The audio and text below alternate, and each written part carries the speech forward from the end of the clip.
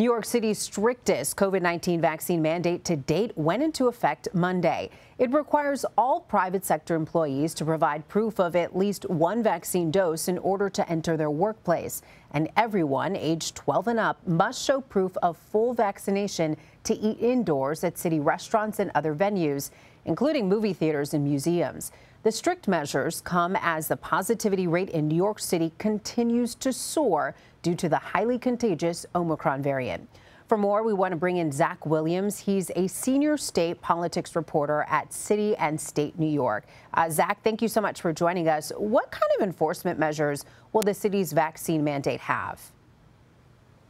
Well, thank you so much for having me, Elise. This vaccine mandate takes effect at a really strange time for New York City. New York City Mayor Bill de Blasio will only be mayor for a couple more days. Incoming Mayor Eric Adams has taken the helm over the weekend. So for now, Bill de Blasio is saying that health inspectors will be out in the city, checking businesses, making sure that their employers have at least one dose of the vaccine. And for those that refuse to cooperate whatsoever, there could be $1,000 fines. But the mayor emphasized earlier today that the focus, for now at least, is on education of businesses, helping them comply with this mandate, and leaving it to his successor to really figure out how this is going to work in the long term. So some estimate 1 in 50 New Yorkers have been infected with COVID in the past week. What essential services have been most impacted? Well, already we're seeing warnings that there could be subway delays in the upcoming days. So many MTA workers calling in sick. There have also been reports of a shortage of EMS staff.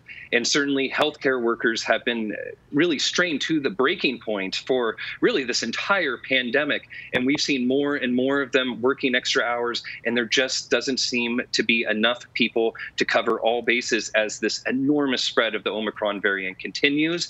That said, we're still nowhere where we were last spring 2020.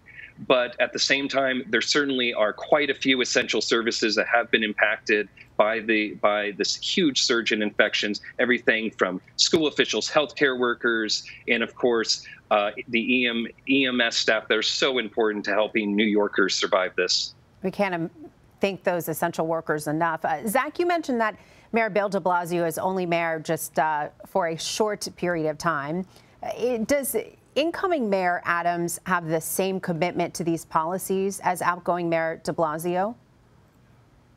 I would say generally the incoming mayor has been supportive of Mayor Bill de Blasio's policies.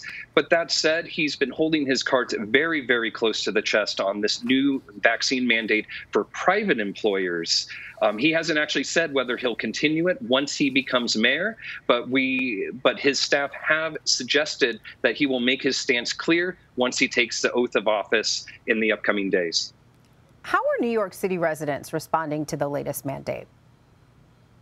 Well, I would say it's a pretty moot point for the vast majority of New Yorkers. More than 71% of people in the city are fully vaccinated. That means either one dose of Johnson & Johnson or 2 doses of Moderna and Pfizer. But that still leaves about 20% of New Yorkers who have had no vaccine doses at all. Some of them have their own reasons, all sorts of them out there.